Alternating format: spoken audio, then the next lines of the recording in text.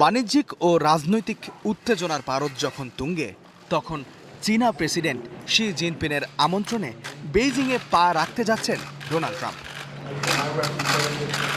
এই সফরকে ঘিরে বিশ্বজুড়ে তৈরি হয়েছে ব্যাপক কৌতূহল। বিশ্লেষকরা বড় কোনো নাটকীয় পরিবর্তনের আশা না করলেও গত অক্টোবরে স্বাক্ষরিত ট্রেড ট্রুজ বা বাণিজ্যিক যুদ্ধে বিরতির মেয়াদ বাড়ার সম্ভাবনা দেখছেন। ট্রাম্পের ঝুলিতে আছে বিশাল বাণিজ্যিক ফর্দ। নভেম্বরের নির্বাচনের আগে তিনি বেইজিংয়ের কাছ থেকে যুক্তরাষ্ট্রের কৃষকদের উৎপাদিত সয়াবিন, ভুট্টা ও গরুর মাংস কেনার প্রতিশ্রুতি চান। এছাড়া বছরের পর বছর ঝুলে থাকা বোয়িংয়ের প্রায় 500টি 737 ম্যাক্স জেটের ক্রয় চুক্তি এই সফরেই চূড়ান্ত হতে পারে বলে ধারণা করা হচ্ছে। প্রযুক্তির লড়াইও থাকছে আলোচনার টেবিলে। বেইজিং চায় উন্নত সেমিকন্ডাক্টর বা চিপ তৈরির সরঞ্জামের উপর থেকে মার্কিন নিষেধাজ্ঞা প্রত্যাহার হোক।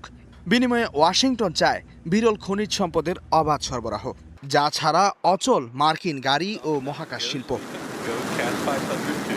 তবে সবচেয়ে স্পর্শকাতর বিষয় হয়ে দাঁড়িয়েছে চলমান ইরান যুদ্ধ। মার্কিন ট্রেজারি সেক্রেটারি স্কট বেসেন্ট জানিয়েছেন, হরমুজ প্রণালী উন্মুক্ত করতে আন্তর্জাতিক অভিযানে চীনকে পাশে চায় ওয়াশিংটন। যদিও বেইজিং মনে করে এই যুদ্ধের দায়ভার যুক্তরাষ্ট্রের।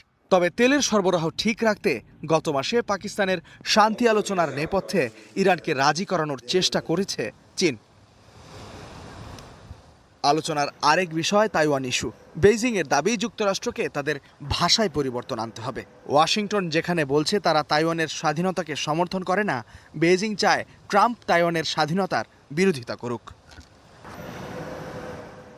দুপক্ষই আলোচনার টেবিলে নিজেদের পাল্লা ভারী করতে চাইছে। একদিকে যুক্তরাষ্ট্র যখন ইরানি তেল কেনার দায়ে চীনা ব্যাংকের ওপর নিষেধাজ্ঞার হুমকি দিচ্ছে, তখন বেইজিংও বিদেশি কোম্পানিগুলোর বিরুদ্ধে নতুন কঠোর আইন জারি করেছে। ফলে আসন্ন বৈঠক হতে পারে জটিল। ইস্তেহাতুল মাহমুদ, স্টার নিউজ।